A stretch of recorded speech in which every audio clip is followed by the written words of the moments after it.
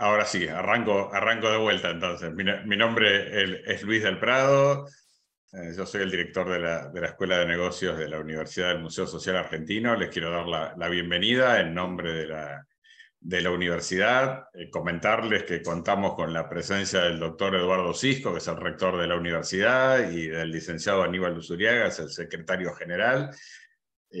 Realmente para la universidad el crecimiento que ha tenido el área de educación en este último año es una noticia que nos llena de felicidad.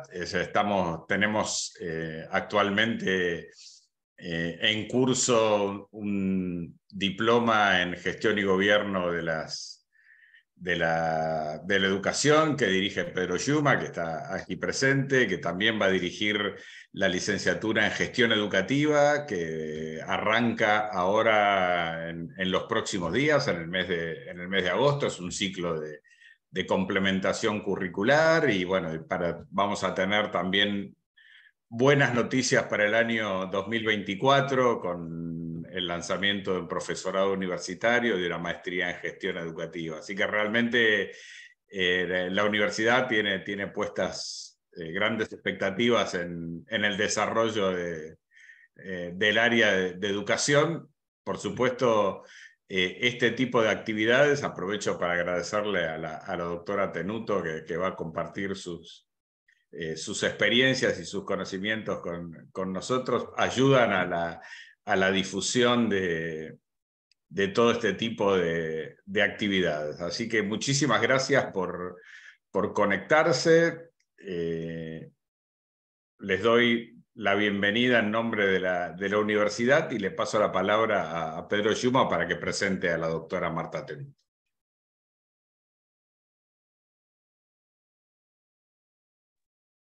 Hola, buenas tardes. Bueno, como dijo Luis, un placer estar aquí con tanta gente para tratar un tema que por lo general en la educación es un tema importante. Siempre volvemos y lo repensamos, la evaluación, la pensamos mucho en el momento de la pandemia. Tuvimos que replantearnos cómo evaluábamos y ahora nos volvemos a plantear el tema de la evaluación en el marco de este nuevo fenómeno que ha empezado a aparecer y a estar entre nosotros, que son las inteligencias artificiales y el famoso chat GPT. Bueno, para eso lo convocamos una especialista como la doctora Marta Tenuto, que siempre nos trae su visión clara sobre el tema de evaluación, y le pedimos que ahora lo junte con el tema de inteligencia artificial. La voy a presentar brevemente porque nos llevaría mucho tiempo. Marta tiene 40 años de docente, es doctora en educación de las Universidades Nacionales de 3 de Febrero, Lanús y San Martín, en el programa PIDE, es magíster en educación de San Andrés, es especialista en psicología educacional con orientación en docencia y especialista en educación. Sus títulos de grado son licenciada en psicología, licenciada en ciencias de la educación, profesora de ciencias de la educación y profesora para la enseñanza primaria.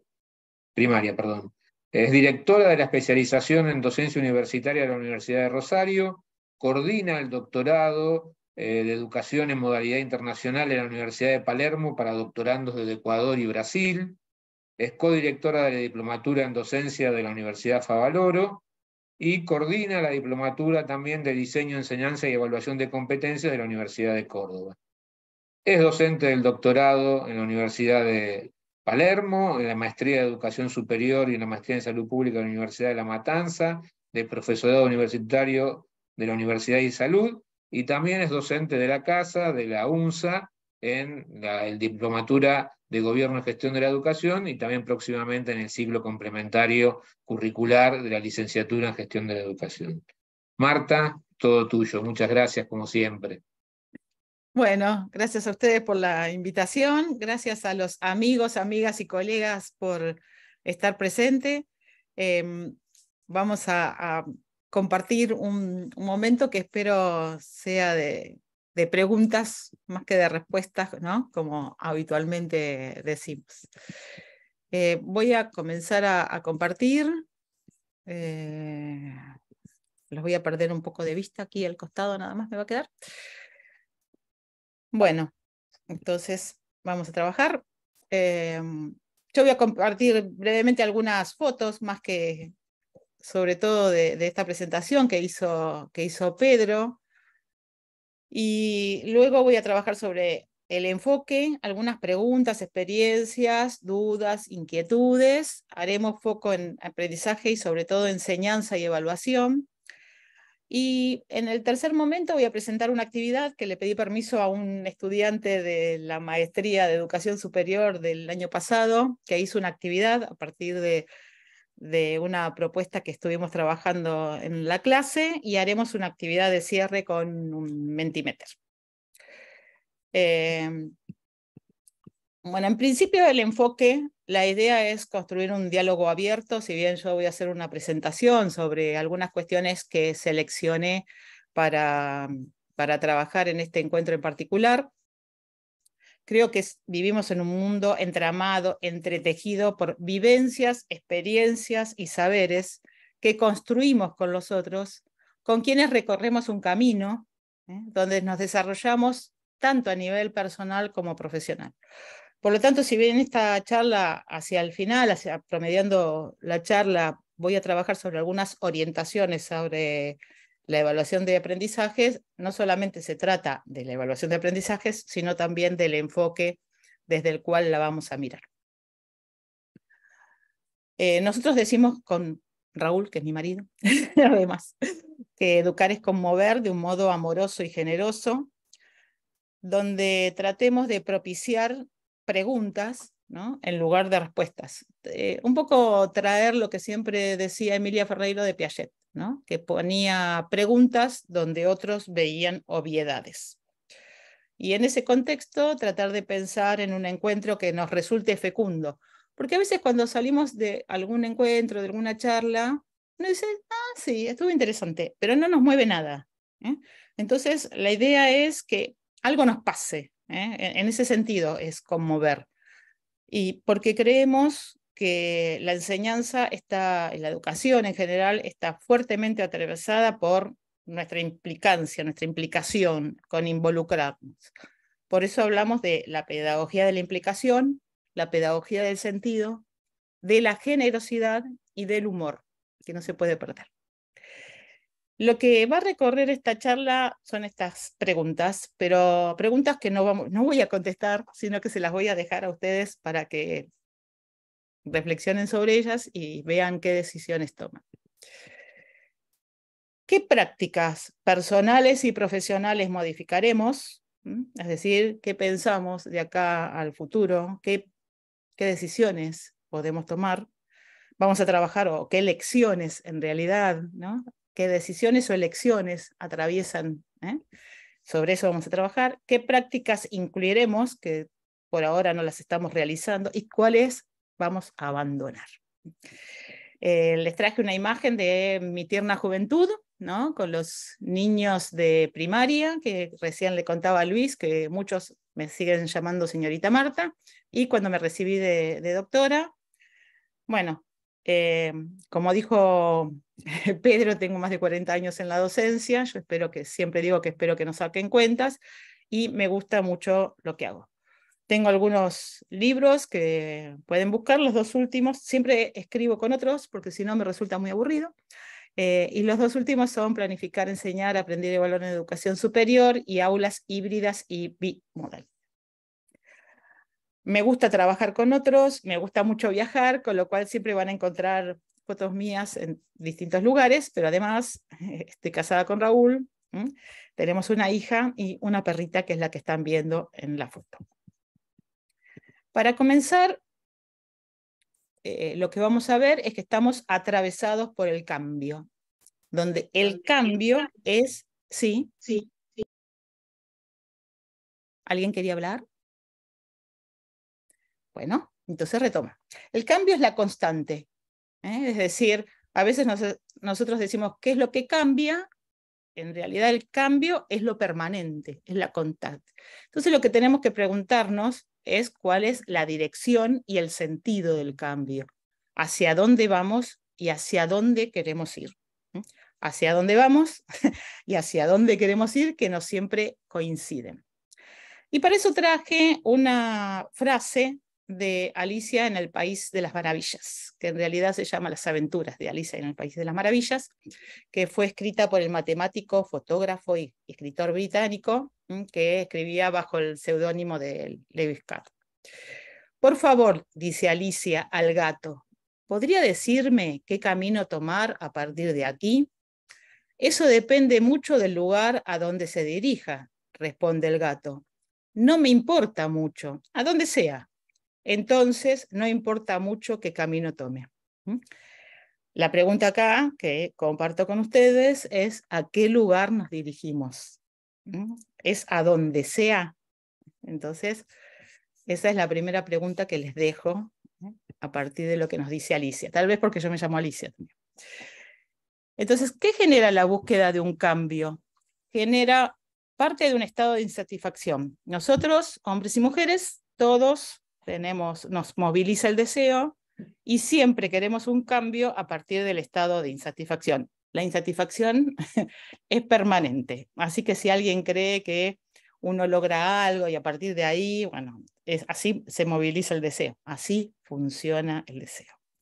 Entonces, nosotros tenemos algo que no nos satisface, nos parece que puede estar mejor y creemos que hay una situación a la cual podemos arribar. Y ahí pensamos en el cambio. Ahora, antes de pensar en un cambio, nosotros dije, el cambio es constante y estamos cambiando. La pregunta es qué queremos cambiar y hacia dónde vamos. Pero antes de pensar en el cambio y de cambiar, hay que pensar en escenarios. Es decir, cuál es el problema al que estoy atendiendo y cuáles son los escenarios ideales y el escenario catastrófico. ¿Por qué? Porque no todo cambio es positivo. Siempre hay que analizar el cambio. Yo siempre llevo una imagen que me acompaña, que es la de los dinosaurios, que dice, estrella fugaz, deseo que haya un cambio en nuestra aburrida vida. Y sí, hubo un cambio catastrófico, ¿no? Y esta otra imagen es, bueno, sí, vayamos adelante y demos un paso hacia adelante. Bueno, pero ¿hacia dónde vamos? ¿Hacia dónde vamos? Entonces, la pregunta que tenemos que hacernos siempre es ¿hacia dónde nos dirigimos? ¿Cuál es el sentido y la dirección del cambio? Para trabajar los temas que voy a abordar, que está vinculado a inteligencia artificial, voy a tomar una frase del autor que se llama Oscar Luis Gracier, que es un argentino. Lo voy a usar como una especie de llave, por eso les puse la llave, que es tratar de identificar qué significados producimos y reproducimos en nuestra sociedad. ¿Por qué? Porque algunos significados nos hacen sensibles a esta toma de decisiones. Por eso voy a compartir con ustedes algunos hitos vinculados a lo que se llama la inteligencia artificial para ver cuáles son esos sentidos que se producen y reproducen. En principio, un famoso Peter Drucker, que es el que habla de la sociedad del conocimiento. Entonces, junto con otro autor que es menos conocido porque se murió antes, son los que están trabajando sobre esta idea de que las tecnologías de la información y la comunicación transforman radicalmente mercados, productos, puestos de trabajo, etc. ¿Y qué hace que nosotros veamos la sociedad y el mundo de una manera distinta? ¿Cuál es una de sus características? Es el incremento de las transferencias de información, ¿no? Entonces tenemos ahí alguien que dice, esta es la sociedad del conocimiento, nos pareció buenísimo, y está basada en esto. Ahora, estos autores diferencian sociedad del conocimiento de la sociedad de la información. Y dicen que la sociedad de la información solo crea y difunde datos, así en bruto, sin procesamiento. Entonces, uno dice, bueno, sociedad del conocimiento, entre sociedad del conocimiento y de la información, me quedo con la del conocimiento, porque hay un procesamiento de los datos. Transforma la información para tomar medidas efectivas. Si ustedes miran yo no lo decidí, pero si ustedes miran la difusión, el flyer, hablaba de la efectividad, ¿no? Entonces, está sostenido en esta idea de que con mayor información que yo lo transforme en conocimiento, voy a poder tomar medidas efectivas. Ahora, ¿cuáles son sus pilares? Esto es interesante porque no siempre se difunden los pilares de la sociedad del conocimiento. Los pilares, según estos autores, es el acceso a la información para todos, la libertad de expresión y la diversidad lingüística. Con lo cual nos estamos alejando de la idea de una uniformidad en las formas de pensar, un respeto, por lo menos, a lo que piensan los otros, y una socialización de esta información. ¿Cuál es uno de los riesgos? Es la ilusión de la hipercomunicación. Es creer que porque tenemos tecnología estamos decididamente comunicados. Bueno, cada uno de ustedes le vendrá seguramente a su imagen. Nosotros a veces estamos en algún lugar y hemos visto dos personas, una enfrente de la otra, cada una con un celular y cada una escribiendo en su celular, ¿no? Entonces nos preguntamos ahí de qué comunicación hablamos, ¿no?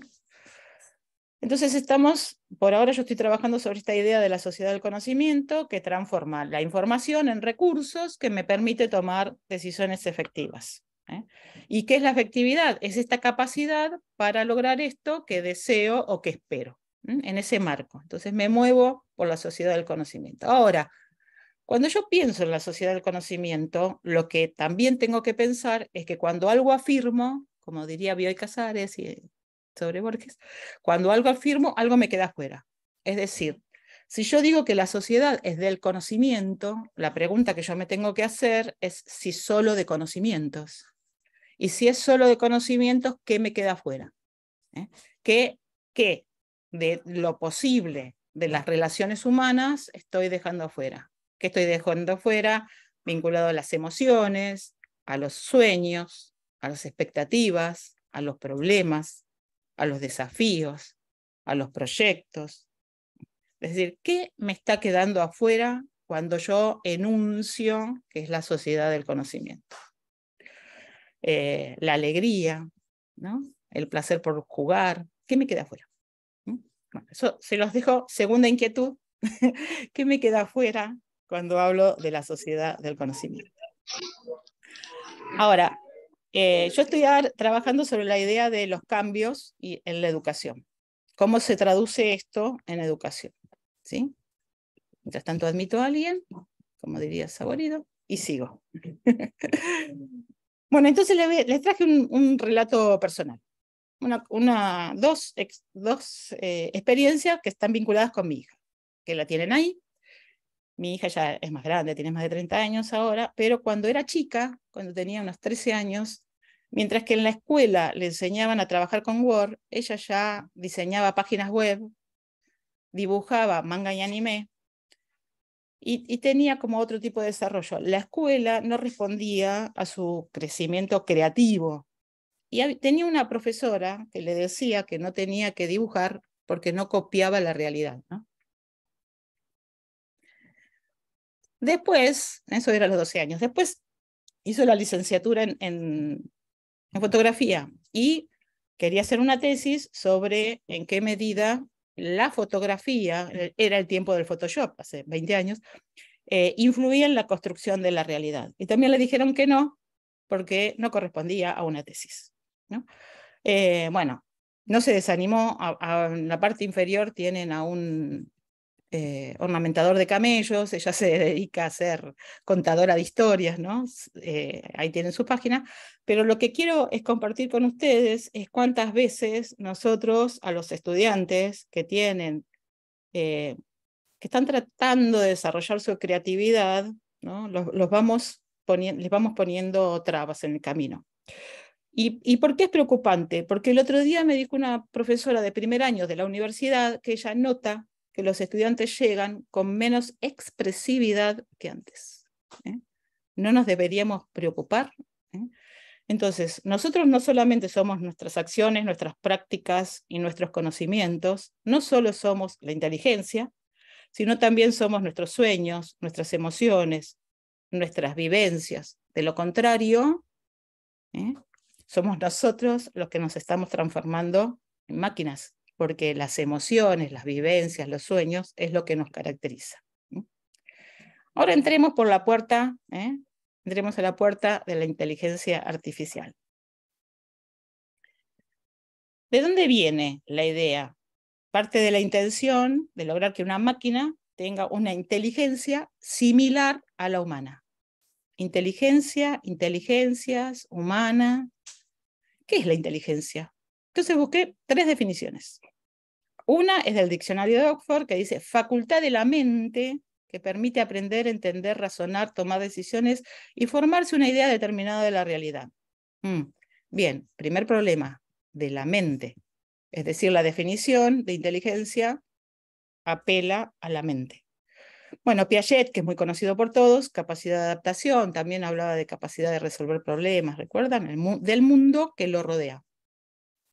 Y después tenemos a Gardner, que también es muy conocido, capacidad de resolver problemas o de elaborar productos para la cultura. Pero Gardner no hablaba de inteligencia, hablaba de inteligencias múltiples. Con lo cual, la otra pregunta es, ¿de qué inteligencia estamos hablando? ¿Qué dice IBM? IBM también opina. IBM dice que aprovecha la inteligencia artificial, aprovecha las computadoras y las máquinas para imitar las capacidades de resolución de problemas. Entonces, ya estamos distanciándonos de la idea de la capacidad de resolución de problemas sería la humana, y la toma de decisiones de la mente humana, y lo que hace la computadora, según nos dice IBM, es imitarla. Y entonces, la pregunta que yo comparto con ustedes es si no estamos antropomorfizando a las máquinas. Es decir, si no le estamos dando características humanas a las máquinas. ¿Quiénes son los inteligentes? ¿Los humanos que programan las máquinas o las máquinas? Y con Raúl, que ya le conté que es mi marido, creemos que hay una captura semántica, es decir, una captura del sentido de la noción de inteligencia, porque dijimos que tiene que ver con la capacidad de la mente y que las máquinas lo que hacen es imitarla. ¿De dónde viene la inteligencia artificial? Viene de este autor, este investigador, que a principios del siglo XX fue el que participó en el desciframiento del código Enigma en la Segunda Guerra Mundial.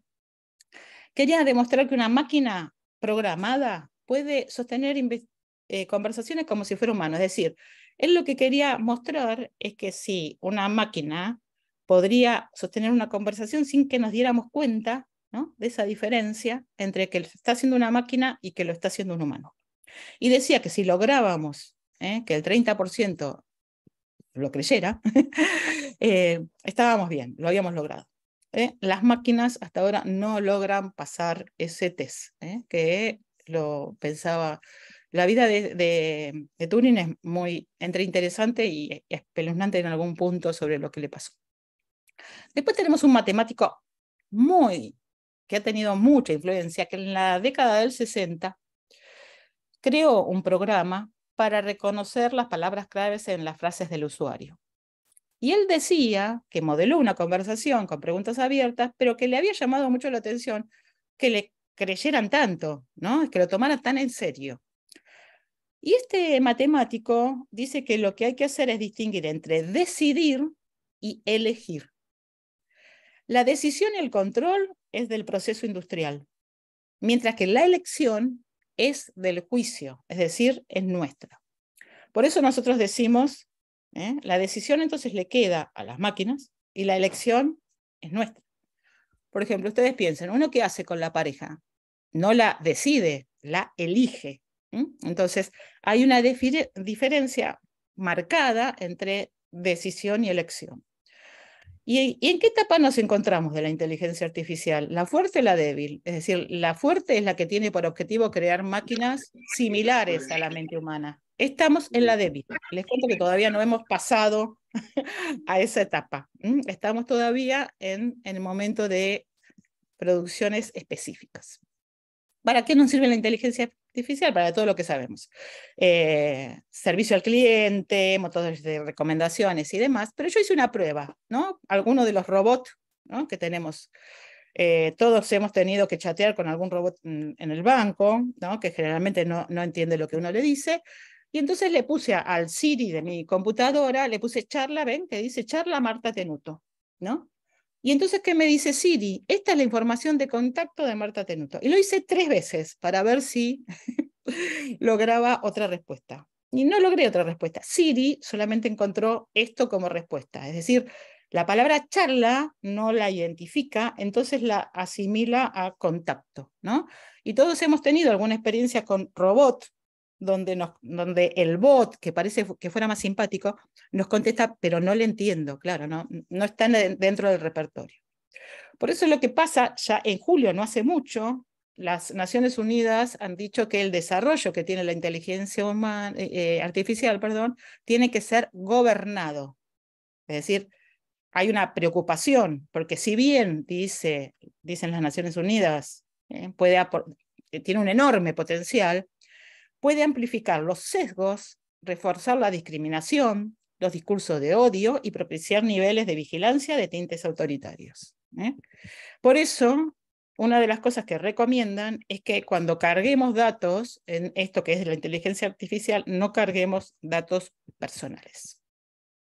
La UNESCO también se ha pronunciado, ya se viene pronunciando, fíjense cuál es la fecha de 2019, y dice para qué nos podría servir la inteligencia artificial en educación, para la gestión, para el empoderamiento de los docentes, para el aprendizaje y la evaluación, para ciertos valores, ¿sí? Para distintas cuestiones, pero también están trabajando sobre cómo pensar, y para eso se ha establecido este consenso, y lo que dicen es que hay que pensar en 5 cuestiones transversales, que son la utilización equitativa e inclusiva de la inteligencia artificial, que respete la equidad entre géneros, la ética, la transparencia, que sean comprobables los datos, lo cual es todo un tema, y que haya un seguimiento, evaluación e investigación. ¿Sí? Es decir, esto tenemos ya distintas cuestiones. Tenemos a los enfoques, tenemos a los organismos, y ahora voy a entrar a la vedette de los últimos meses, el chat GPT, porque en castellano es GPT. Yo suelo usar castellano. Entonces, yo puse acá que es posible que algunos se hayan anotado pensando que yo iba a enseñar cómo se usa. Lo que voy a enseñar es cómo se puede usar, no cómo se usa, sino cómo se puede usar. Y vamos a ver que el chat GPT no es equivalente a inteligencia artificial. Y ahí tenemos que tener cuidado entre la relación parte a todo, porque es un programa que podemos ubicar dentro de la inteligencia artificial. Y también pensé en las relaciones entre el amo y el esclavo, que alguna vez nos hizo pensar Hegel, ¿no? En esta hay 2 hombres que luchan a muerte por el puro prestigio, a muerte, por lo tanto uno puede matar al otro, pero en el momento en que puede hacerlo, deciden que uno se convierte en amo y el otro en esclavo. El esclavo lo que hace es darle todo lo que necesita al amo, es decir, todo lo va sirviendo de tal manera que el amo depende del esclavo para su subsistencia. Entonces, la pregunta que yo les hago y que comparto con ustedes es ¿quién es el amo y quién es el esclavo? Ahora volvemos al chat. Bueno, sabemos que esto tiene una reciente creación, es del 2018. Recuerden que además la información que les da es de aquello que pudo recopilar hasta el 2021. Y la inventó el matemático que ya habíamos visto de la década del 60, que son simuladores de conversaciones humanas. ¿A qué se dedicó este matemático? Que había hablado de la distinción entre decisión y elección. A oponerse a ordenadores donde los robots se usen como armas o se creen robots soldados. ¿En qué se basa el chat GPT? Se basa en un modelo de lenguaje basado en técnicas de aprendizaje supervisadas y técnicas de refuerzo. ¿Qué es el aprendizaje supervisado? son conjuntos de datos que los humanos van etiquetando y que se van formando como grupitos. Vieron que uno tiene los datos y les va poniendo etiquetas, es decir, los agrupa y los clasifica. Entonces se van armando estos procesos de clasificación. ¿Y qué otra cosa sobre qué se basa también? Se basa en las técnicas de refuerzo. Ustedes se acordarán de Skinner, que acá lo tenemos, con la técnica donde él reforzaba la respuesta correcta de la palomita cuando se movía, la alimentaba, y esa recompensa hacía que perdurara la respuesta elegida y se reforzaba esa respuesta. Eso todos lo conocemos, es lo que busca el conductismo, que Watson ya dijo hace casi 100 años, ustedes me dan 100 personas y yo voy a conseguir que uno sea un ladrón, el otro un militar, etc. Entonces lo que busca es el reforzamiento de aquella respuesta que creen que tiene que perdurar. Esta es la base de nuestras prácticas en el Facebook.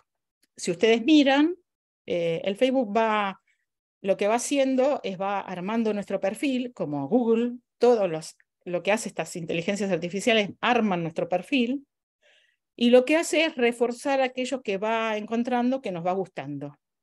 Por eso a mí, por ejemplo, me aparecen videitos de animales y es probable que a otro le aparezcan, no sé, videos de autos y de otra cosa. ¿Por qué?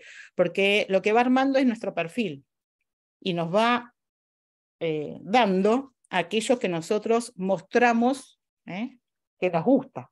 Para eso está pensado esta forma de reforzamiento. Si alguien quiere saber más sobre este tema, los invito a mirar la película El desafío de las redes, que está en Netflix. Bueno, entonces, se crean modelos de recompensa, donde voy conformando estos modelos, y son los humanos los que van haciendo estos etiquetamientos que después se convierten en programaciones y que conforman nuestro perfil. Ahora, ¿qué dijo Noam Chomsky, que es un lingüista que creo que tiene 96 años, es impresionante su capacidad analítica, sobre el ChatGPT? Dijo, la mente humana no es una pesada máquina estadística de comparación de patrones que se atiborra de cientos de terabytes de datos y extrapola la contestación más probable, sino por el contrario, es un sistema sorprendentemente eficiente e incluso elegante que funciona con pequeñas cantidades de información, que busca explicaciones. Digamos, explicaciones es cuando decimos por qué pasan las cosas. Una de las cosas que uno puede descubrir es que los sistemas todavía, los robots, necesitan muchos datos para poder caracterizar algo. Mientras que nosotros vemos algo y rápidamente podemos diferenciar si es una planta, si es un animal, si es una cosa. Entonces, no nos manejamos con estadísticas, con muchos datos, sino que tenemos la capacidad de reconocer con pocos datos lo que sucede. Y el pensamiento humano, ¿sí?, se basa en explicaciones posibles. Y acá una frase de Sherlock Holmes que me encantó, porque a mí me encanta Sherlock Holmes, que dice, cuando hayas eliminado lo imposible, lo que quede, por improbable que sea, debe ser la verdad. Ahora, acá hay otro elemento que no hablamos también cuando hablamos de sociedad del conocimiento, también podemos entrar ahí, que es precisamente una competencia transversal, que es la ética.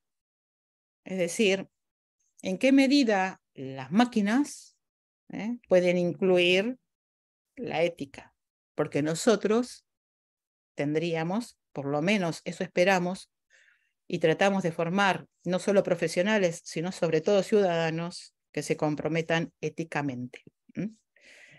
Bueno, este es el encuadre y ahora vamos a entrar en las relaciones entre aprendizaje, enseñanza y evaluación. Sobre esto se podría hablar mucho, pero hasta aquí. En educación, ¿qué enfoque? Nosotros siempre miramos desde algún lugar. ¿Sí? Los que me conocen saben que yo insisto con esto. Nosotros estamos atravesados por nuestra historia vital, nuestra trayectoria, nuestras formas de pensar, por las formas que nos enseñó la profesión. Digamos, hay un sinnúmero de cuestiones que intervienen en nuestra perspectiva. Siempre miramos desde algún lugar. Por eso es importante pensar que los grupos Cuando son heterogéneos, lo heterogéneo hace al enriquecimiento y no a su empobrecimiento, como a veces creemos. Y hay un término muy interesante que podemos pensar, que es la idea de prosumidor. ¿Qué quiere decir prosumidor? Es aquel que no solamente consume, sino que también produce. Creo que en los últimos años, y en producto de la pandemia, muchos de nosotros nos hemos convertido en prosumidores. Es decir, nos convertimos de consumidores, en muchos casos, a productores. ¿Qué dice aquel enfoque que trae la idea de prosumidor? Que hay 3 ejes que tenemos que trabajar, que es el diseño, la comunicación y la evaluación. Todo esto en un marco de trabajo colaborativo, de respeto y de valor ético. Y el componente investigativo lo atraviesa todos. Entonces voy a pasar brevemente por cada uno de los ejes, y después voy a entrar en enseñanza y evaluación. Entonces, el prosumidor, ¿qué piensa? ¿En qué ámbito se mueve? Diseña ambientes de aprendizaje. Es decir, nosotros pensamos en cuáles son esas plataformas que mejor nos sirven, o modificamos lo que tenemos. Por ejemplo, el Prezi, que mi amiga Analía, que por ahí la vi que andaba, le encanta el Prezi. Entonces, ¿qué podemos hacer? Entramos al Prezi y podemos ver que alguien hizo un Prezi y que nosotros lo que podemos hacer es modificarlo. Es decir, podemos reutilizar lo que otros utilizaron, lo que otros diseñaron, lo que otros hicieron.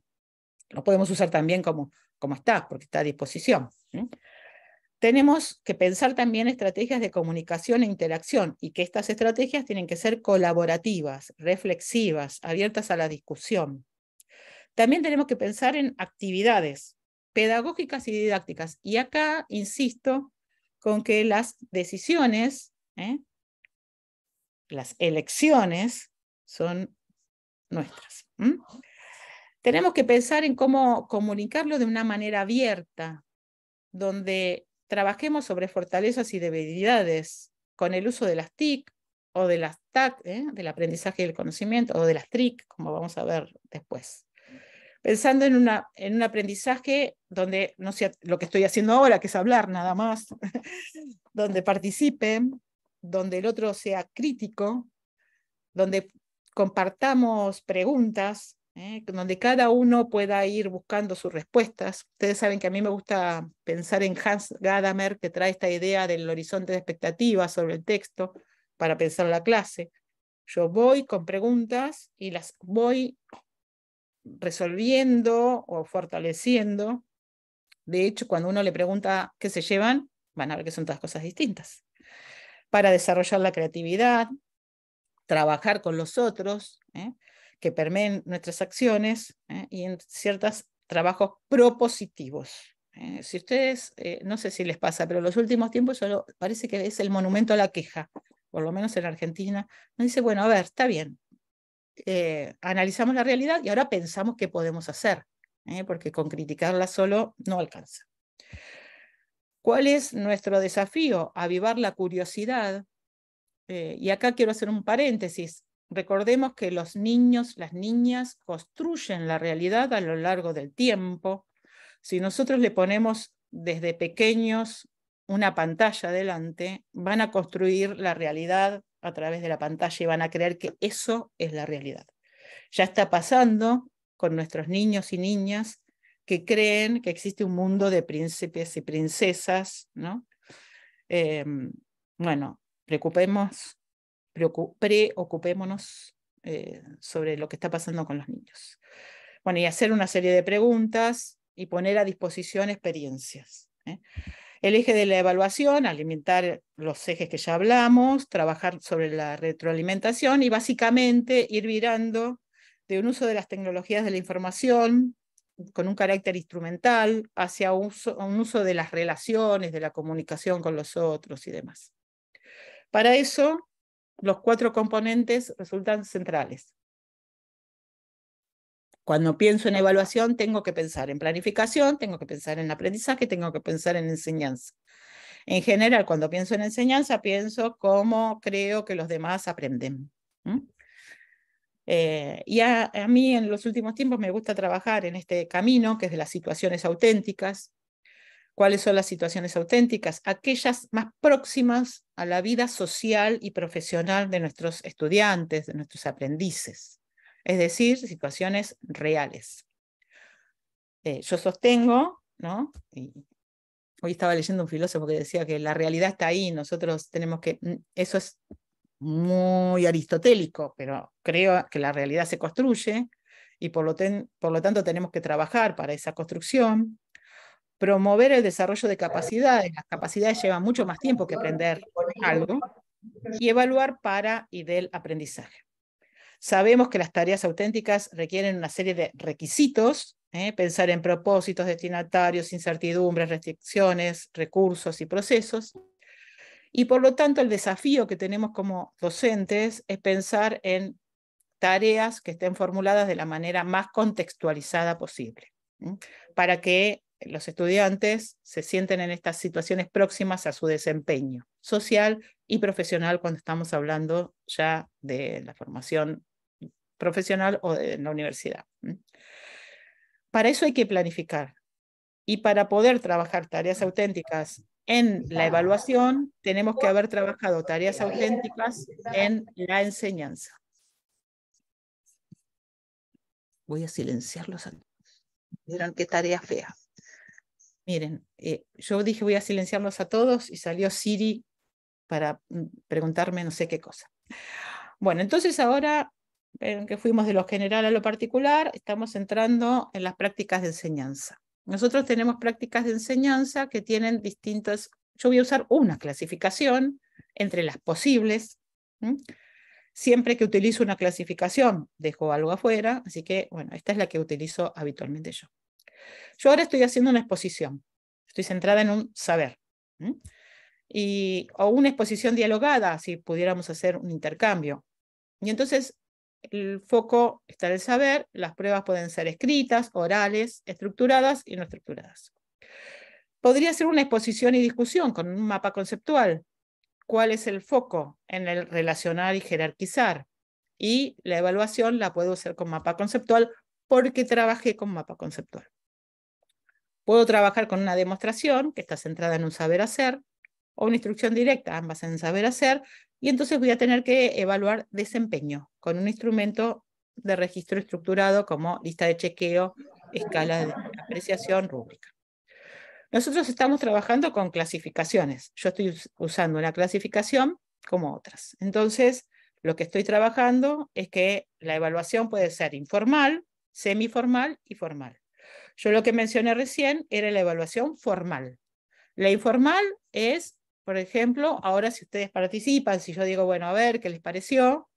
La semiformal son las tareas, las actividades que ponemos en el aula, que le damos a los estudiantes, y las formales son las que presenté antes, las que vimos antes, y que vamos a ver después.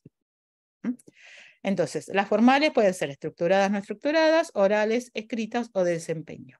De acuerdo a cómo enseño, es cómo evalúo. Si yo trabajé con un tipo de propuesta, la evaluación debe estar relacionada con eso.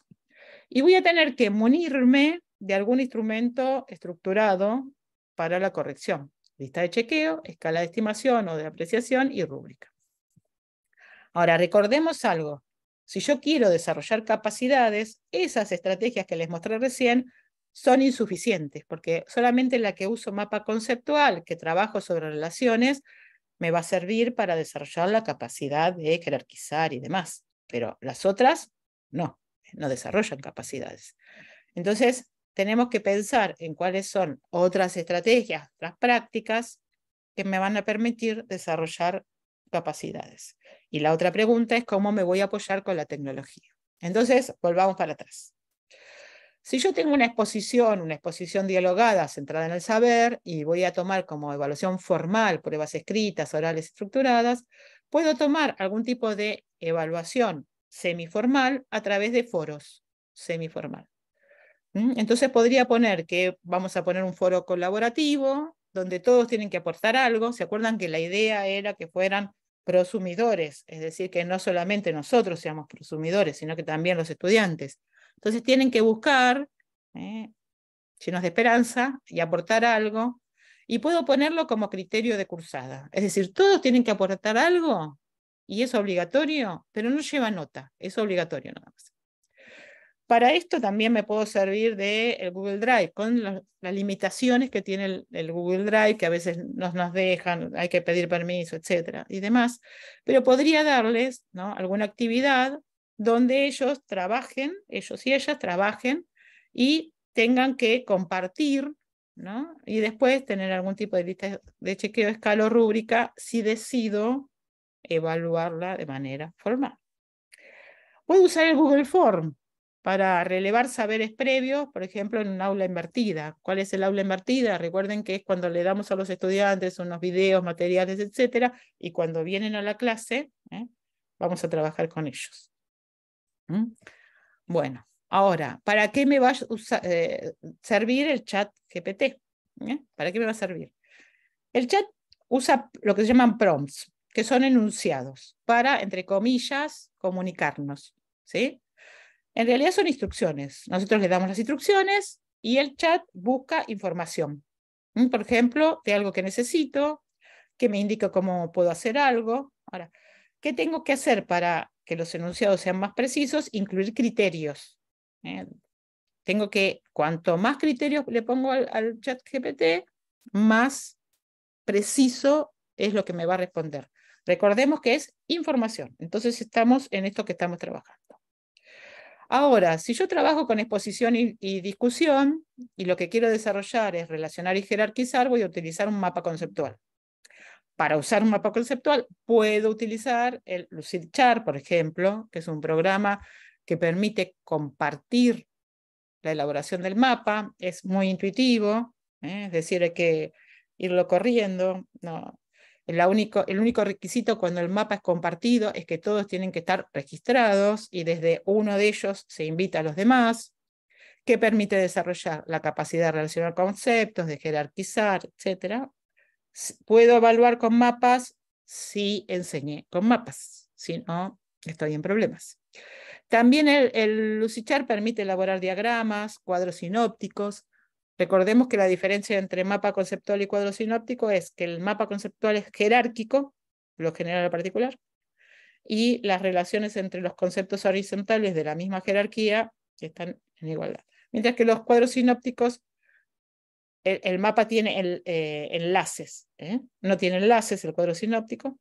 Entonces muchas veces hacemos cuadros sinópticos más que mapas conceptuales, ¿sí? Para eso les puedo dar a los estudiantes una rúbrica analítica donde diga cómo se espera, o una lista de chequeo, cómo se espera que lo haga. Puedo usar un Mentimeter, que es lo que vamos a usar al final de esta charla, para relevar saberes previos o que se llevan, por ejemplo, ¿sí? Y acá, cuando uso una rúbrica, tengo que tener cuidado con las rúbricas que traigo como importadas de otro lado. Y voy a, por ejemplo, esta es de mapa conceptual. Tengo 1, 2, 3, 4, 5 descriptores por 2, 10. Me da el puntaje. Ahora, ¿en qué tienen que tener cuidado? Miren esto, conceptos principales. ¿Incluye todos? Bueno, bien. ¿Incluye la mayoría? ¿Qué es la mayoría de los conceptos principales? 5 de 10. ¿Cuánto es? ¿El 70%? Incluye algunos, incluye poco relevantes. Esta rúbrica tiene problemas porque incluye una categoría que yo no la incluí entre los conceptos principales. Fíjense que en los anteriores no decía que eran relevantes los conceptos. Entonces, cuando ustedes tomen una rúbrica, una de las cuestiones que tienen que mirar es tener cuidado que en toda la fila diga lo mismo. Si yo hablo de conceptos, ¿incluye los conceptos centrales? Es conceptos centrales. Si no, ¿por qué aparecen los relevantes? Bueno, ese es un tema para tener cuidado. Sigo con las estrategias de enseñanza. ¿Se acuerdan? Demostración, instrucción directa, vinculadas con saber hacer, evaluaciones formales. ¿Qué puedo usar? Puedo usar videos para desarrollar la capacidad de expresión oral y escrita, porque recordemos que ahí tenemos un guión, hay que elaborar el guión. Puedo usar YouTube también, puedo usar el Canva, que es muy sencillo. Ahora nos pasamos a las prácticas centradas en el aprendizaje con los estudiantes. dijimos que para poder desarrollar capacidades no eran suficientes las que acabamos de ver. Por lo tanto, vamos a ir hacia las vinculadas con el saber hacer. Instrumentos formales, pruebas no estructuradas, producciones, desempeños y registros estructurados. ¿Qué podemos usar? Podemos usar simulaciones. Hay, por ejemplo, para trabajar física, química, biología, ciencias de la Tierra, hay unas simulaciones que se llaman PET, que están abiertas, y nosotros podemos trabajar con eso. Hay muchas plataformas que trabajan de manera gratuita con simulaciones. Hay una cosa que hay que tener cuidado y advertirle a los estudiantes, que cuando nosotros grabamos algo, cuando usamos algo para después transmitirlo, tienen que chequear que esté bien la transmisión, porque a veces cuando uno mira el video tiene cortes, y la conexión a lo mejor fue mala, no lo grabaron bien, entonces bueno, hay que trabajar sobre eso. ¿Para qué nos puede servir el ChatGPT? Para simular entrevistas. Le pido que me simule una entrevista. Entonces, vamos a nuestras consignas. Yo el otro día estaba con las colegas en la Diplomatura de Gobierno y Gestión. Vamos a dejar de compartir. Y por algo.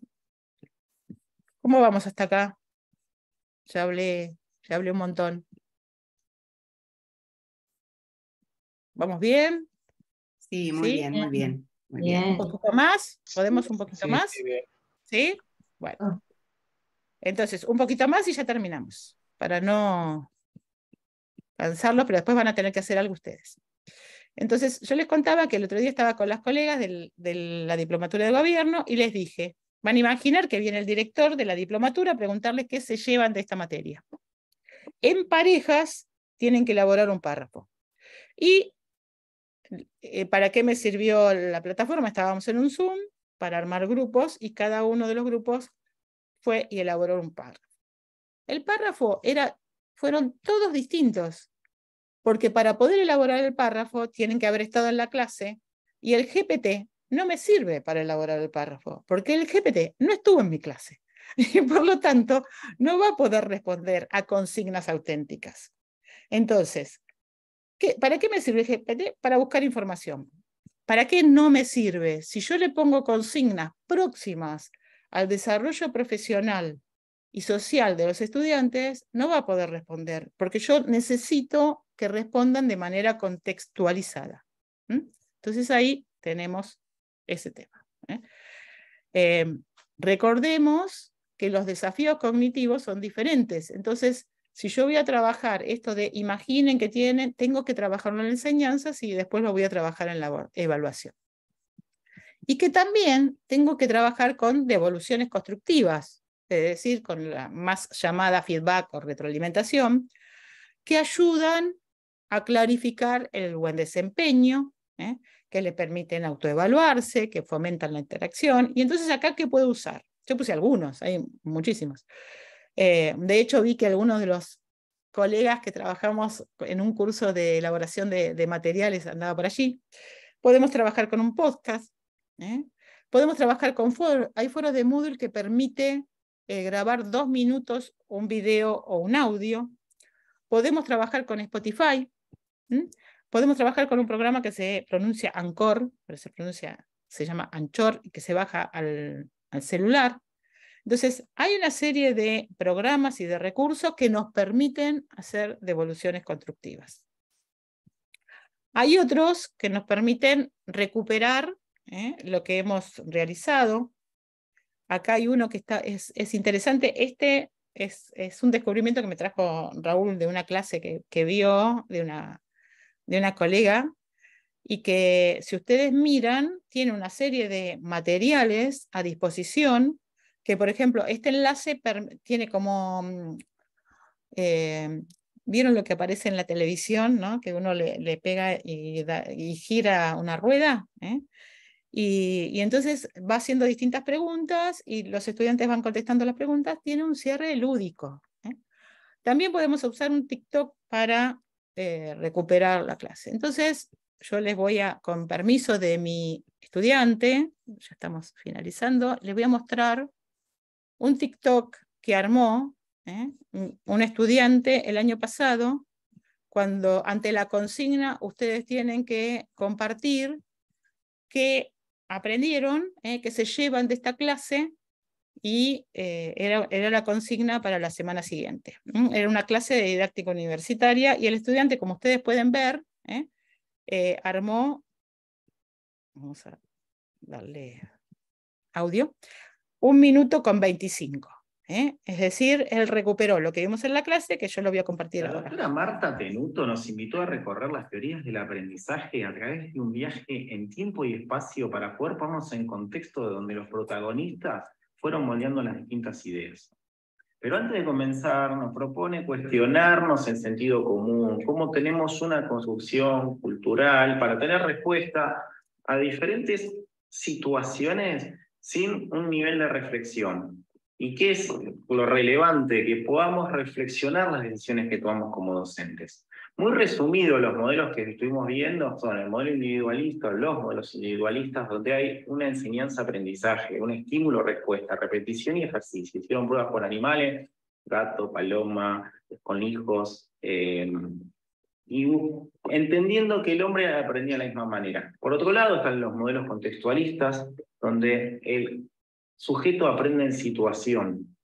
El docente ofrece un ambiente facilitador, pero no es el responsable de la enseñanza. Ambos modelos están atravesados por tensiones políticas, institucionales, sociales, personales. Y en 1 minuto estoy hablando de una clase de 6 horas que podría haber sido de 6 meses porque está repleto de información. Si te resultó interesante, hay un montón de cosas para averiguar y poder seguir construyendo. Bueno, yo le pedí permiso a mi estudiante para pasarles a ustedes. Fíjense que es 1 minuto con 25 lo que hizo. Un TikTok. ¿Por qué? Porque a veces le decimos, bueno, ¿cómo resumen lo que vimos en la clase de hoy? ¿No? Y siempre le pedimos papeles. Es decir, le pedimos un párrafo, le pedimos algo en Word, a lo sumo algún PowerPoint. ¿Por qué no presentar trabajos finales? ¿Por qué no presentar a través de un video con una presentación? ¿Por qué no armar recuperaciones de clase a través de TikTok? Es decir, a través de todos los recursos que precisamente nos da la tecnología. Nos implica también empezar a conocer algunas de las cosas que no usamos tan habitualmente. Pero a mí me pareció maravilloso. Yo le dije, hagan lo que quieran. Podemos hacer un video, hagan lo que quieran. Digamos, lo que tienen que hacer es una síntesis de lo que trabajamos estas 6 horas. Y entonces Germán se le ocurrió hacer un TikTok. Y a mí me parece bárbaro, porque fíjense que resume en 1 minuto 25. Ahora, no quiere decir que todo hagamos con TikTok, porque TikTok es un resumen. Entonces es un nivel de trabajo donde yo centralizo, desarrollo la capacidad de síntesis. Fíjense que lo que hizo el estudiante es desarrollar su capacidad de síntesis. Sintetizó 6 horas en 1 minuto 25. Entonces, bueno, es un desafío también para nosotros, ¿no? Bueno, para ir finalizando, esto lo podemos pensar en un portafolio de evidencias. Recordemos que el portafolio de colección es la colección de los trabajitos, y el reflexivo incluye el trabajo con la palabra de los estudiantes. Las decisiones nos quedan a nosotros, ¿sí? Y estoy volviendo al principio de la charla. ¿Qué prácticas personales y profesionales vamos a modificar? ¿Cuáles vamos a incluir? ¿Y cuáles vamos a abandonar? Y ahora, para finalizar, vamos a hacer una actividad tecnológica. Entonces las voy a invitar a que contesten esto. Pueden abrir o el celular o la computadora, da lo mismo. Tienen que imaginar que se encuentran con un colega, una colega, lo que quieran, y les pide que les resuman en 3 palabras, las tienen que escribir en singular, y ahora les voy a explicar por qué, sobre lo que vimos en este encuentro. ¿Qué le dirían? ¿Qué 3 palabras seleccionarían? ¿Por qué les puse en singular?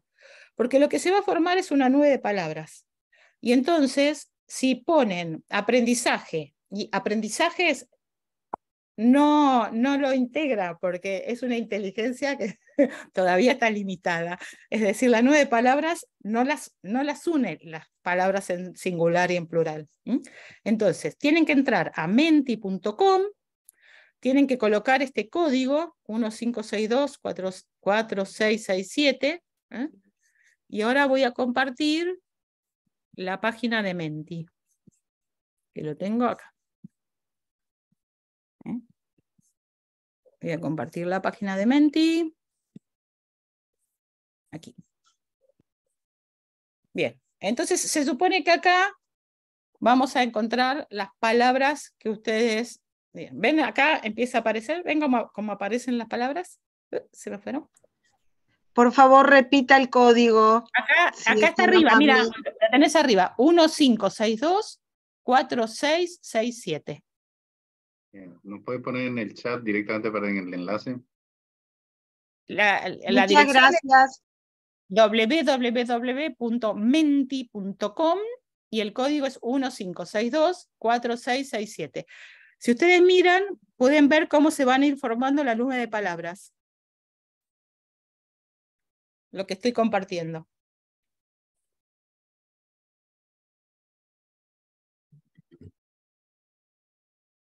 Y a la derecha, en la parte inferior, dice cuántas personas participaron. Ahora ya vamos con 22 personas que participaron.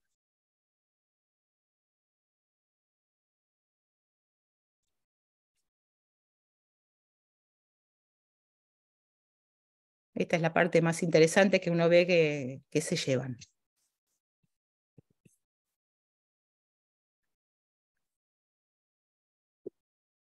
Ahora les cuento cuando concluyamos esto, para que todos compartamos cómo se arma. Mientras tanto les cuento. En realidad, el estudiante entra a www.menti.com, como ustedes pueden ver en esta página. El docente, para armarlo, tiene que entrar a Mentimeter. La página completa donde utiliza el docente es Mentimeter. Y entonces ahí, en ese Mentimeter, tienen que elegir esto que está a la izquierda, nueva presentación. Por ejemplo, yo elegí, ¿ven? Nube de palabras, lo que estoy marcando a la derecha. Ven que acá eligen, en este lugar donde estoy marcando con la flecha, eligen qué quieren hacer. Y abajo, ¿ven? Donde estoy señalando también con la flecha, acá, es donde colocan la consigna. Y acá ven que yo le puse hasta 3 palabras. Por eso les dije 3. Entonces, es esto de sencillo. Después ustedes le dan al estudiante menti.com y le dan un código. ¿Qué cosa tienen que prestarle atención? Yo lo hice hace varios días y a veces cuando pasan los días les cambia el código. Tengan en cuenta eso, porque si les cambió el código y ustedes le dan el código que tenían inicial, les puede traer un problema porque no van a poder entrar.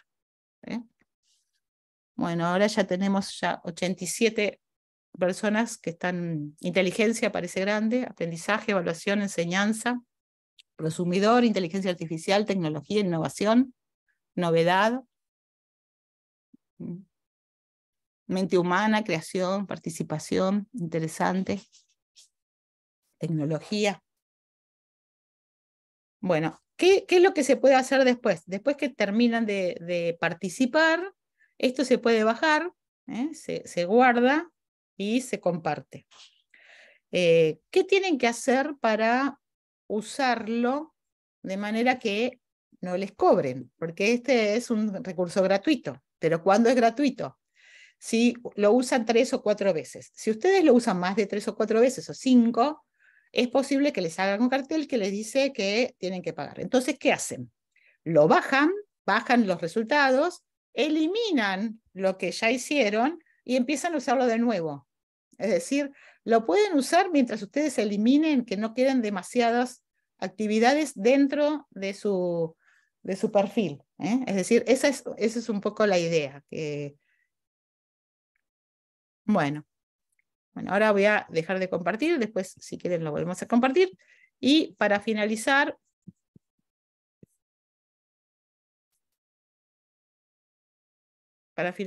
elegí una frase. Un poema de Benedetti. Dice, hagamos un trato. Compañera, usted sabe que puede contar conmigo. No hasta 2 o hasta 10, sino contar conmigo. Si alguna vez advierte que la miro a los ojos y una veta de amor reconocen los míos, no alerte sus fusiles, ni piense que delirio. A pesar de la veta, o tal vez porque existe, usted puede contar conmigo. Si otras veces me encuentra huraño sin motivo, No piense que es flojera, igual puede contar conmigo. Pero hagamos un trato, yo quisiera contar con usted. Es tan lindo saber que usted existe, uno se siente vivo y cuando digo estar quiero decir contar. Aunque sea hasta 2, aunque sea hasta 5, no ya para que acuda presurosa en mi auxilio, sino para saber a ciencia cierta que usted sabe que puede contar conmigo. Bueno, me pueden escribir, lo único que les pido cuando me escriban que me digan quiénes son, porque a veces, hola profesora, ¿cómo les va? Vieron que uno a veces hay nombres que sí los registra, pero en más de 40 años ya el disco rígido se va llenando de nombres, y cualquier cosa también se pueden unir al Facebook. Bueno, espero haber generado más inquietudes que respuestas, y cualquier cosa estoy a disposición.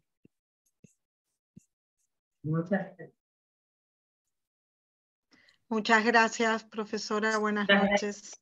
Si alguien quiere, abrimos un espacio breve para algunas preguntas. Si alguien quiere escribirla en el chat o hacerla en voz alta, por favor. Están...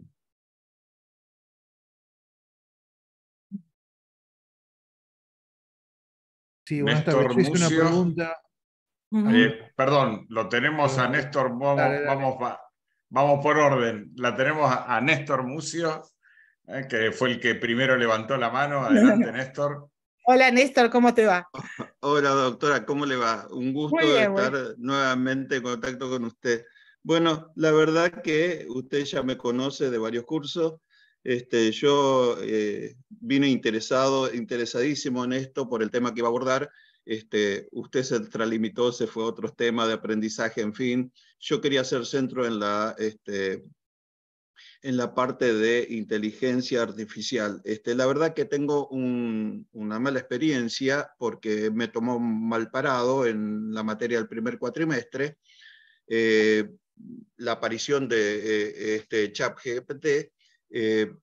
Yo suelo dar trabajos así para que, publicaciones para que los alumnos hagan un resumen y se expresen con sus palabras sobre el mismo.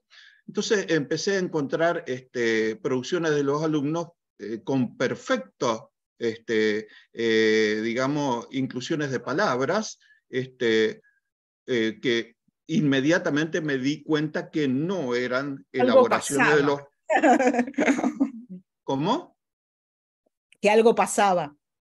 Sí, que no eran propios de los alumnos, inclusive de tercer año y de quinto año no eran propios de ellos, porque la carencia que tienen en la redacción y en la lectocomprensión en este momento es atroz y va a ser peor los próximos años. Y entonces los tuve que sentenciar directamente, porque no puede ser que ni bien apareció esta tecnología, lo primero que hacen es utilizarla para el facilismo. Y después me llevé alguna sorpresa con el ChatGPT, porque a mi colega se le ocurrió poner en el ChatGPT la descripción que había hecho una alumna, a ver si lo había contestado él, y él contestó que sí, que había elaborado ese informe. Bueno, ahí quedó, entonces nos confirmó. Pero resulta que yo hago un informe y él hace otra prueba mucho más exquisita. Toma mi informe que yo estuve 2-3 días elaborando y lo pone en el ChatGPT y le pregunta al ChatGPT si él había hecho eso y le contesta que sí. Ahí murió definitivamente la apreciación que pudiera tener por esa tecnología, y ya le digo, lo sentenció a los alumnos.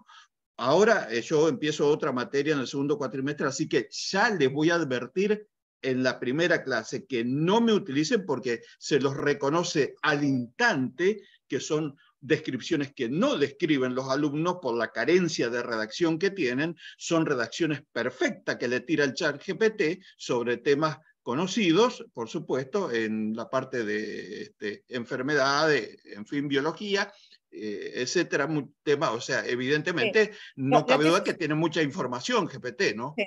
Lo que pasa, bueno, sí, igual es hasta el 2021. Lo que sucede, Néstor, es que recordá que Perrenú, que es un suizo, es el que acuña la idea del oficio de alumno. En realidad el oficio de alumno atraviesa los niveles educativos y sabemos que ese es el oficio de alumno.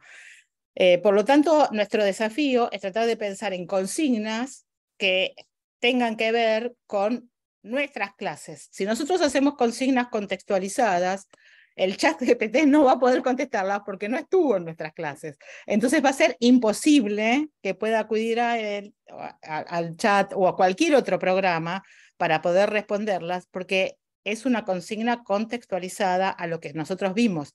Por eso ese es nuestro desafío. El desafío es transformar, utilizar la tecnología, pero a nuestro servicio. Y para eso hay que también pensarlo, ¿no?, estratégicamente. Así que, bueno. Claro, yo le entiendo lo que usted quiere decir, pero la experiencia fue mala porque sin considerar el ChatGPT, ellos utilizaron el ChatGPT para hacer la vida fácil realmente. Y eso enseguida se evidenció. Yo no le pedí trabajo de ChatGPT. Son alumnos, es así. Puede ser que algunos lo hayan hecho, así que sí. Bueno, gracias, Néstor. Gracias a usted, como siempre. De nada. La palabra a Rosana López. Hola, ¿qué tal? Buenas noches para todos.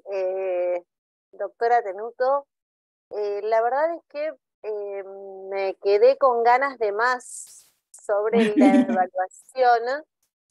evaluación con inteligencia artificial, específicamente la evaluación con ChatGPT, o bueno, GPT, como le gusta llamarlo a usted. Yo soy profesora de inglés, así que para mí es bueno. Así que bueno, perdón. Sí, te admito que vos que sos de inglés, puede ser. Bueno, vi como muchas herramientas digitales que podemos utilizar a diario, pero me siento como que lo que venía buscando era esto de utilizar la inteligencia artificial para crear evaluaciones que sean desafiantes para nuestros estudiantes, en las cuales se pudiera incluir ChatGPT, porque es muy potente, pero obviamente cambia todo nuestro paradigma, todo el paradigma que teníamos.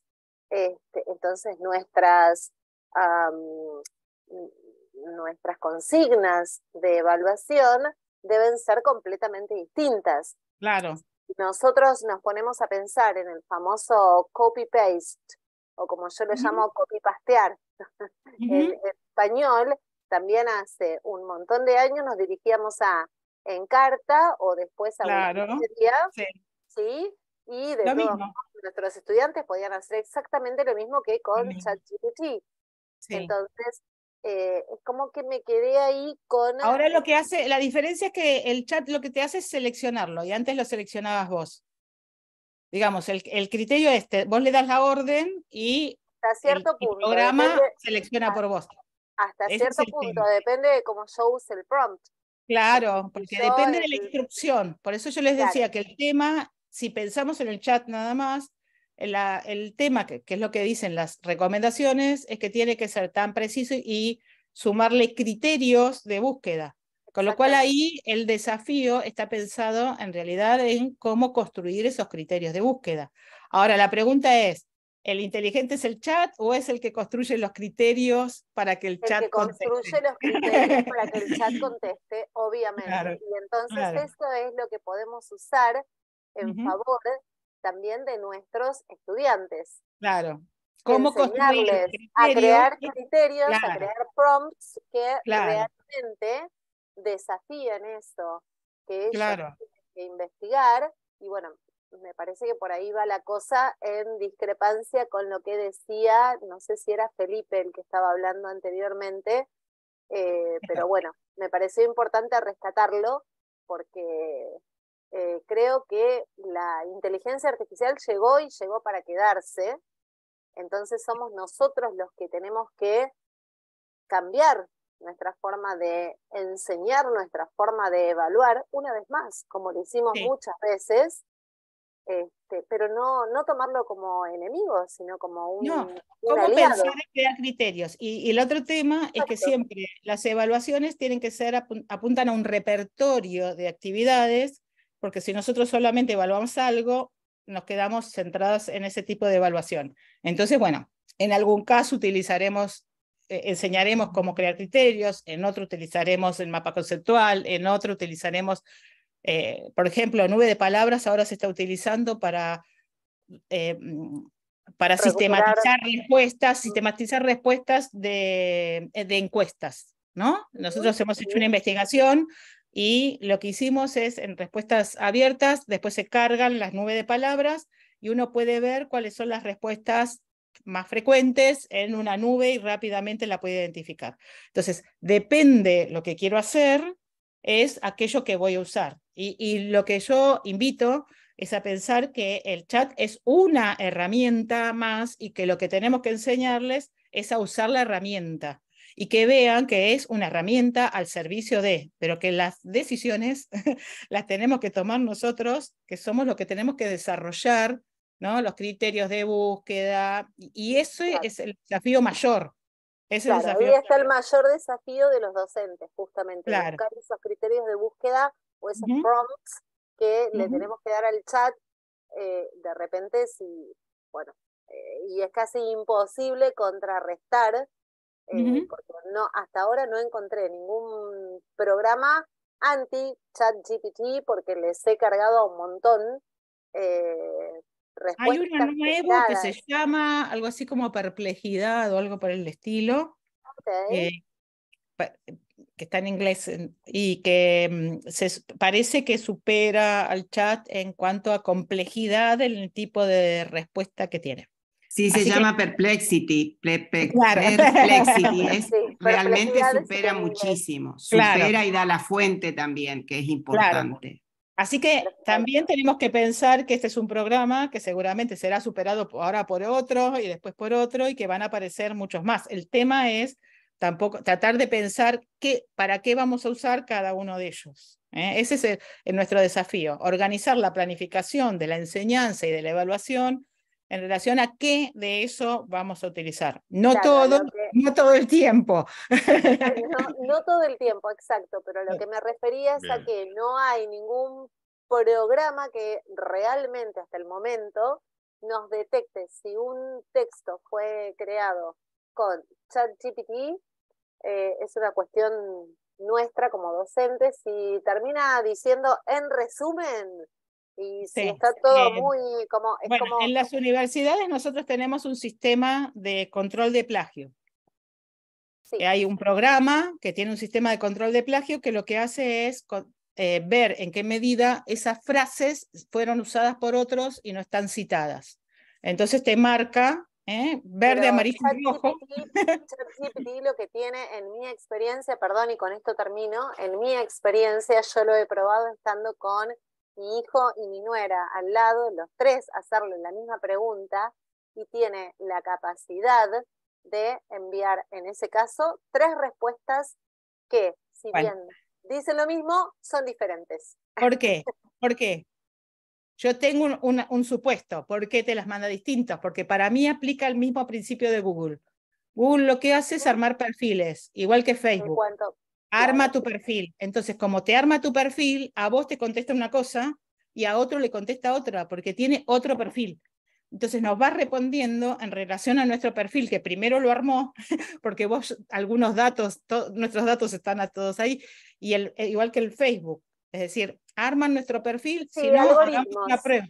Claro, una prueba, busquemos una palabra en Google, van a ver que ninguno va a encontrar en Google las mismas respuestas, porque tenemos un perfil armado en relación al lugar, a nuestra formación, a lo que buscamos, a los sistemas de búsqueda y demás, que van armando perfiles, es parte de su habilidad. Muchas gracias. Bueno, gracias Rosana. Hacemos tres últimas intervenciones de Martín, que hace rato que está ahí con la mano levantada, se le va a calambrar, luego Claudia y Arnaldo. Bueno, ahora se agregó Analía. Le pido que seamos breves, por favor. Adelante, Martín. Bien breve. Muchas gracias, Marta. Hermosa siempre. Gracias. Quiero compartir una experiencia que puede servir. Estoy dirigiendo una diplomatura muy linda sobre consumos problemáticos con un auditorio muy diverso. Y la gente se inscribió con una motivación. Lo que hicimos fue, en el formulario de inscripción, de preinscripción, que pusieran su motivación, que es parte de la inscripción. Entonces tomamos, y se armó un Excel con eso, tomamos del Excel toda la columna de motivaciones y la transformamos en PDF y la subimos a un programa que es derivado del chat GPT, que es el chat PDF. Entonces hace un resumen de todas las motivaciones y le pedimos que codificara todas las motivaciones para hacer un mapa mental. Entonces nos da de 5 niveles, que fuera amplio. Eso lo copiamos y lo pegamos en un programa que hace mapas mentales, claro, que se llama PlantUML, y nos hizo un mapa mental maravilloso, que nos sirvió para identificar 6 ejes que eran la motivación de los estudiantes. Entonces tuvimos el primer encuentro presencial y la gente, hicimos una dinámica muy bonita donde la gente se asignó a su motivación principal. Claro. Y la tarea ahora para el siguiente módulo va a ser hacer un árbol de problemas. Para eso, nosotros le dimos algún input, justo vino un especialista muy, muy reconocido en el tema consumos, de una exposición magistral sobre el tema, la desgrabamos, también con un programa de inteligencia artificial, para que lo hiciera en forma inmediata, cosas que antes nos llevaba mucho tiempo. Y ahora, una de las consignas de evaluación, que es una evaluación formativa, es tomar el texto de PDF de la presentación y jugar y dialogar con la presentación.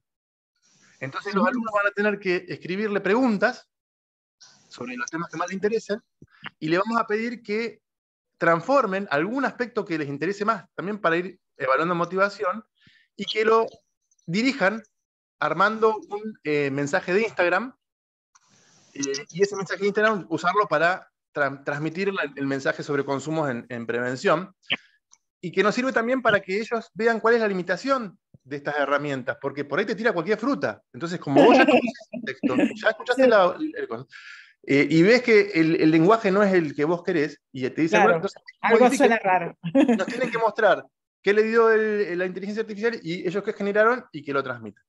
Lo comparto como una experiencia de uso de herramientas de inteligencia.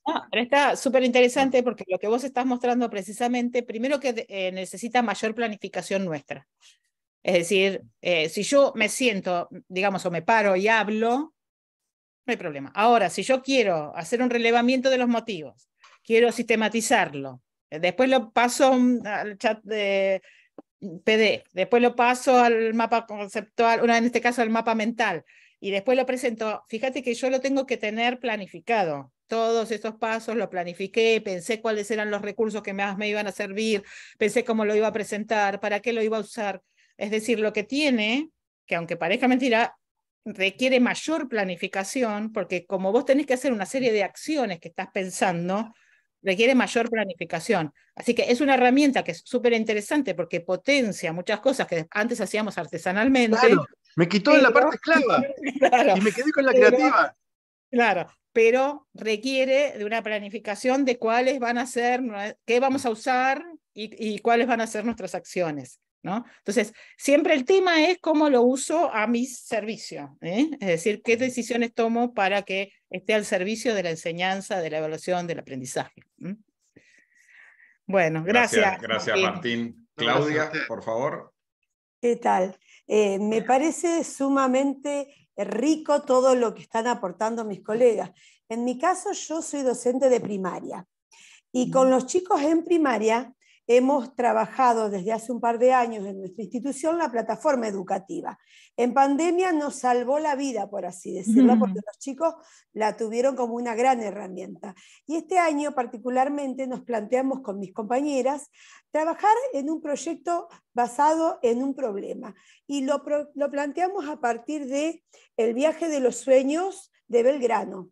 Entonces, nuestro proyecto apuntaba a tener como resultado final la presentación del acto. Entonces dijimos con las chicas, vamos a ver cómo podemos hacer para implementar todas estas herramientas y que nos sirvan como elementos más allá de la biblioteca, que gracias al colegio tenemos una biblioteca muy rica en material, pero queríamos tratar de sumar algo más además de la plataforma. Entonces trabajamos con un muro de preguntas donde tratamos de propiciar en ellos a ver de qué manera podríamos hacer preguntas para que este chat GPT, como dijeron ellos, porque había algunos que los papás se lo nombraban, nos pueda ayudar a no tener que estar leyendo tantos libros que teníamos en la biblioteca. Entonces empezamos a ver cómo formulábamos las preguntas. Primero armamos el muro de preguntas, fuimos viendo, ingresamos algunas preguntas y veíamos que se nos disparaban las respuestas y que venía un montón de información. Claro, de todo. Entonces empezamos a ver cómo teníamos que formularlas. La propuesta de ellos era, reunidos en grupos reducidos, ver de qué manera podíamos plantear esas preguntas. Y ellos mismos fueron modificando las preguntas que nos sirvieron como herramientas. Y cuando llegamos a concluir las 10 preguntas que íbamos a usar como eje, una de las profes le dice, bueno, esto que hicimos es llegar a formular un prompt. No sé cómo se pronuncia, que siempre me da trabajo. Perdona a las teachers. No, está todo bien. Entonces, ellos mismos dijeron, señor, pero lo hicimos nosotros, ¿sí? Claro. Y entonces el robotito, dice yo. No, le digo. Ustedes le fueron indicando a esa inteligencia artificial qué era lo que querían y cómo tenía que ir haciendo esas pequeñas conexiones. Fue realmente maravilloso. Estuvimos 3 semanas que destinábamos ciertos horarios de las clases para hacer este tipo de trabajo, para que no se nos haga pensar tan pesado. Pero la evaluación fue en el mismo proceso. Nosotros, al ir viendo cómo ellos lo iban utilizando, íbamos evaluándolo. Bien, ahí tenés otro tema, Claudia. Muchísimo. Muy interesante la experiencia, pero vos estás señalando otro tema, que es que lleva tiempo. Sí. Es decir, esto lleva un tiempo, vos estás señalando, nosotros nos reunimos durante tiempo, fuimos trabajando, lo procesamos. Exacto. Este trabajo lleva más tiempo. Por lo tanto, hay que chiquitos de 9 y 10 años. Claro, pero aunque sean más grandes, te digo, llega a tiempo igual, porque en realidad, como lleva un proceso de trabajo, de amasado, podríamos decir, de que trabajo y vuelvo y lo vuelvo a trabajar y demás, lleva más tiempo. Entonces, eso también hay que tenerlo en cuenta. Cuando nosotros hacemos un cambio, si nosotros no consideramos que esta nueva actividad lleva más tiempo, a veces queremos hacer lo mismo en el tiempo que antes teníamos para otras actividades donde no estaban incluidas. Entonces hay que considerarlo la variable tiempo. Así que muchas gracias, Claudia, por tu experiencia y por hacernos reflexionar sobre esto. Vamos entonces con las últimas 2 consultas. Adelante, Arnaldo. Sí, bueno, muchas gracias y agradezco y felicito la presentación, doctora. La pregunta es muy sencilla, digamos, o muy rústica. Así como el truco, digamos, de la descontextualización, como para poder, de alguna manera, eludir, esquivar la trampa de que una solución la dé el chat GPT sin más análisis. Me parece que lo nombró al principio, pero después no hizo hincapié, pero como que nombró que había otros, digamos, otros trucos, por decir de alguna manera, aparte de la descontextualización. Nosotros, por ahí, cuando se trabaja con casos, por ahí uno dice, bueno, tendrían que buscar para el caso 3 o para el caso José, lo que fuera, digamos. Esas son cosas que funcionan también como otras cosas que a veces usamos que son algún neologismo. Son cosas que cuando van a preguntar una palabra que todavía no existe o que se usa en las internas de un curso, el chat GPT no va a saber responderlo y va a tener que elaborar, poner más datos del estudiante.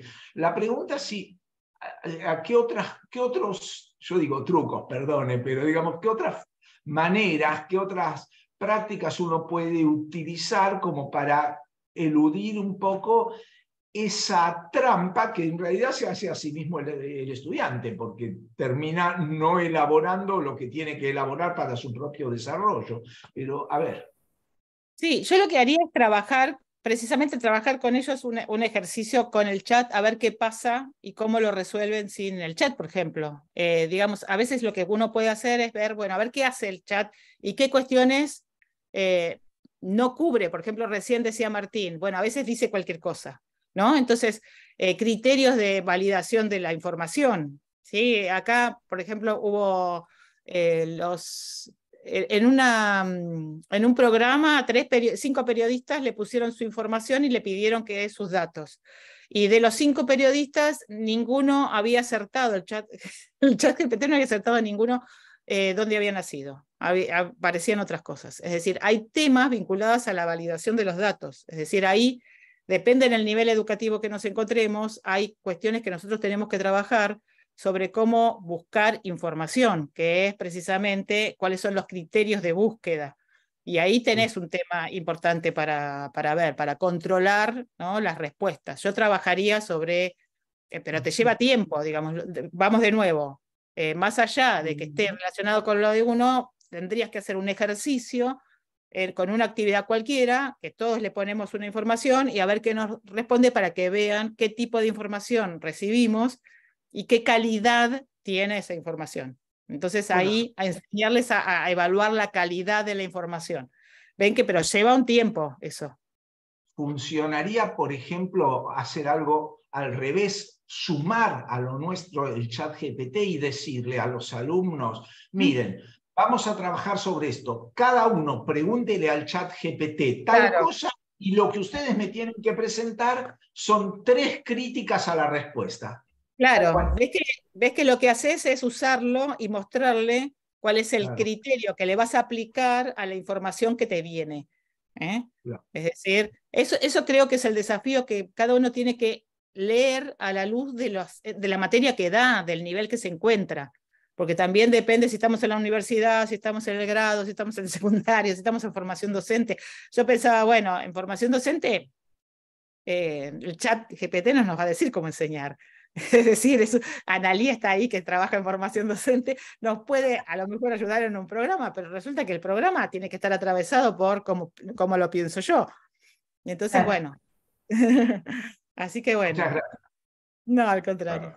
Gracias, Arnaldo. Bueno, Analía, adelante. No, justamente yo iba a decir lo que planteó Arnaldo. Yo trabajo con psicopedagogas y gracias a esta charla de mi querida amiga, pienso decirles que la tarea para dentro de un mes es trabajar ellas con el chat GPT, traer al aula todo lo que el chat dice y presentarle a la profesora lo que dice el chat y la crítica reflexiva que ellas hacen sobre esto.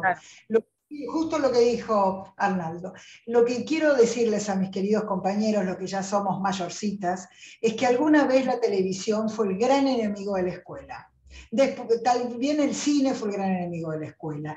Dicen que cuando aparecieron los primeros libros impresos, dicen estos autores, todo lo que transmitían la enseñanza oral consideraban que el libro era el demonio y que iba a matar la transmisión de la información.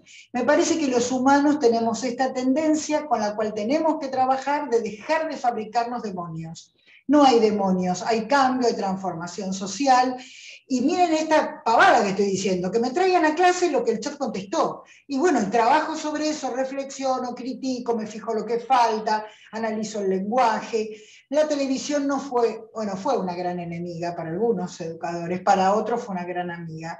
Yo ahora estoy utilizando algunas películas de Netflix y series para analizar el peso de la cultura tan bien trabajado por Jerome Brunner. Es decir, somos nosotros los que nos tenemos que amigar con el tiempo cultural que nos toca vivir y entender que nunca vamos a enseñar bien si queremos irnos del tiempo, si queremos aislarnos en la gran torre de marfil, que a veces queremos que las universidades sean eso. Así que muchas gracias, Marta. Voy a usar, te juro, el chat GPT. Después me contás. Nosotros tenemos con Analía, no saquen cuentas, 50 años de amigas. Exactamente.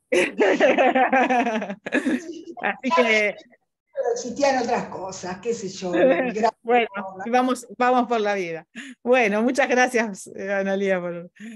Bueno, muy bien. Hemos llegado al final. Le agradezco nuevamente a la doctora Marta Tenuto por su calidad y su calidez, su calidad profesional y su calidez personal. Realmente creo que nos vamos todos con muchas inquietudes, con muchas preguntas, con muchas ganas de seguir profundizando esta cuestión y con un enorme desafío de adaptarnos a la época en la que nos toca enseñar y en la que nos toca vivir. Así que muchísimas gracias a todos por haberse conectado en nombre de la Universidad del Museo Social Argentino, y espero que nos volvamos a encontrar muy pronto. Bueno, adiós, buenas noches. Muchas gracias a todos por la presencia, por haber donado una parte de su tiempo. Sí, Pedro. Buenas noches. Bueno, entonces nos vemos en algún momento. Muchas gracias y hasta pronto. Gracias. Adiós. Gracias. Chao. Gracias. Chao.